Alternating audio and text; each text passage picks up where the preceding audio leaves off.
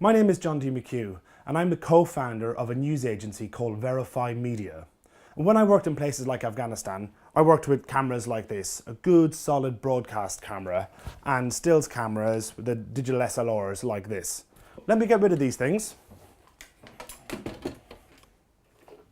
So what I want to show you is just how effective it can be to film simply with an iPhone and then a couple of other pieces. Today, we're going to watch my friend Meg, who makes fantastic chutney, and she is magician in the kitchen, so she's going to get to work and I'm going to do my best to make a watchable film about this. What I'm going to do is talk you through the techniques that I'm using to create this film. Okay, let's get started. The first technique that I want to talk about today is WMDs, and I always say to people when I'm trying to teach them how to shoot, if you want your video to have explosive impact, you have to use WMDs. Now, I'm not talking about weapons of mass destruction, I'm talking about wide, mid-range and detail shots. And so I'm getting my half-length shot now.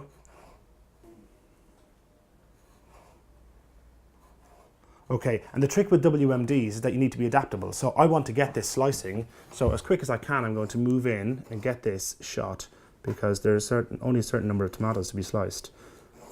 And if I got fixated on trying to get all of my wide shots before I got my detail shots, I could miss this.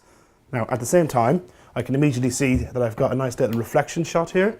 Reflection shots are notoriously difficult because you usually get yourself or your cameraman in the shot, but I am going to try and get it without either of those things.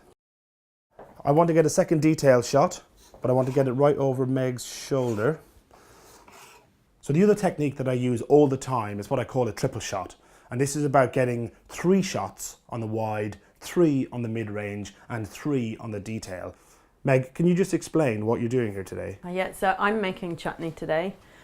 I'm going to use tomatoes and make a fresh tomato chutney. Now I want to move around the other side of Meg, get myself tucked in nicely here, and get a shot from here, trying not to fall out of the window while I do it. Okay, Meg, can you tell me a little bit more about why you enjoy making chutney?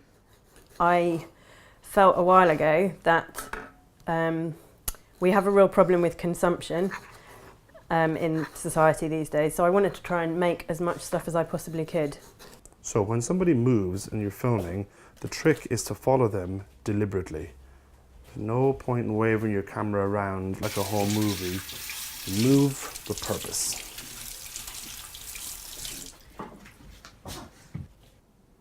One of the tricks with movement is to decide what you want to happen in your frame. For this shot, I know that Meg's going to come and grab some onions. So rather than try and follow her around the kitchen, I framed up my shot in advance, and I know that when she walks in and takes them out, it will add some drama to an otherwise static shot.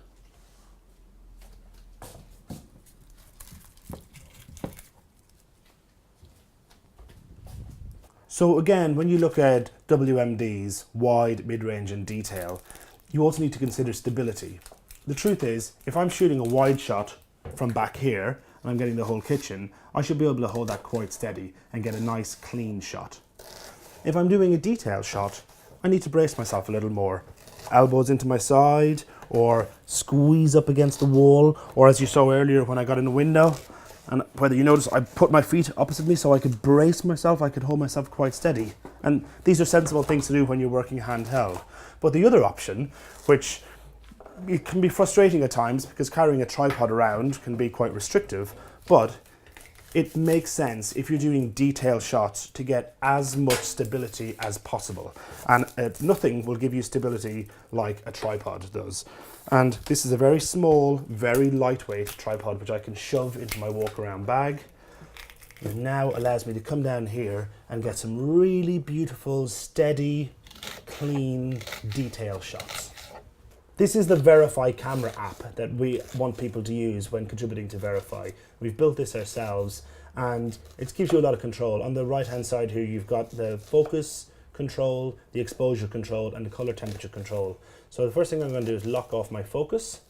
So now I know that it's not going to search anymore. Then the next step is to lock off my color temperature. So now if the light changes, the color temperature reading and the camera's not going to change. And then the third thing is I will lock off my exposure. But actually I'm going to just lift it up a little bit so I get lots of nice detail in the onion. Then I press record. And because I'm on a tripod, I can just stand still and watch this beautiful scene unfold in front of me.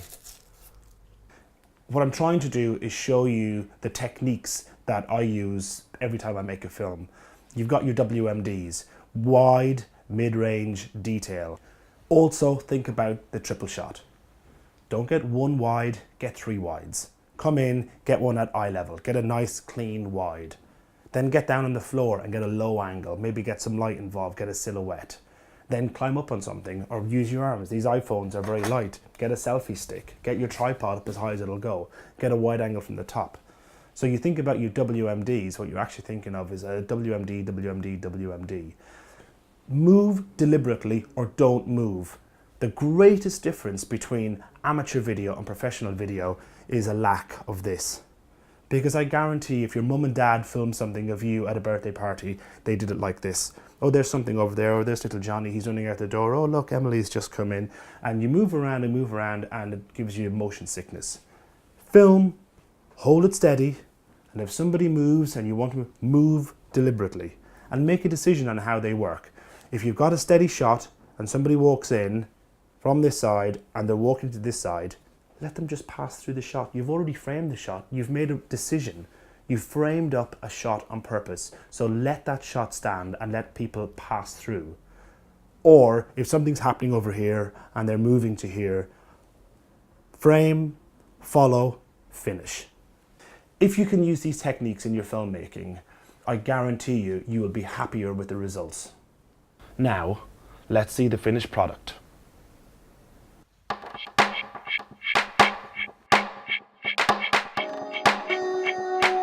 I want to show you how easy it is to make chutney. I'm going to use tomatoes and make a fresh tomato chutney and just show you that with what you have around in your house, how easy it is to make.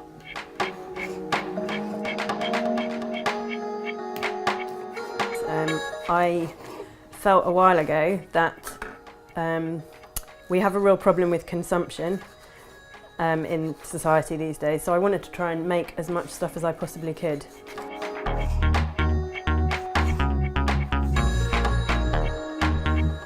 Okay, so I'm going to put all of the tomatoes in the pan now.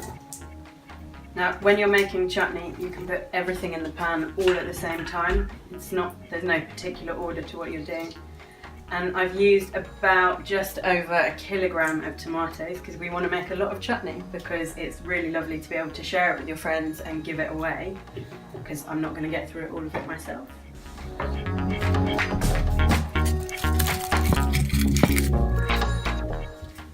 You need a lot of onions to make chutney. That's what provides the texture and also the flavour. But yeah, it does make you cry.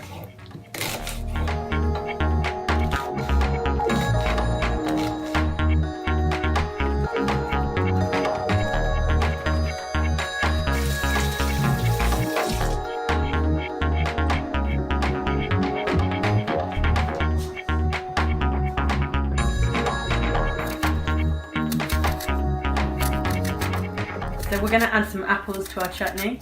They'll give it a nice bit of texture and flavour again. Okay, so in the pot now we've got apples, tomatoes, onions, garlic, ginger. I'm going to add the sugar in, and that's what will help cook down and caramelise the fruit and veg.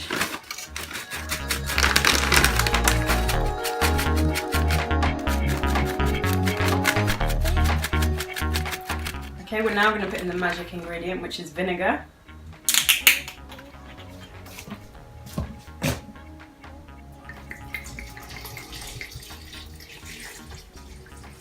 Okay, about half a bottle. And now we get to put the heat on.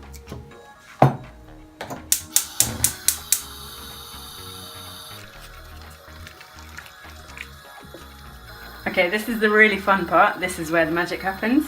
It's a little bit like alchemy, so you can just start spicing it up and flavouring it exactly how you want. So we've got some paprika going in there.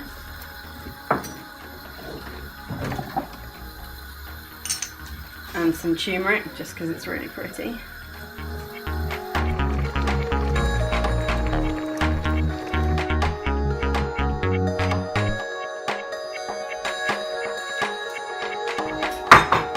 And that is our first jar of chutney.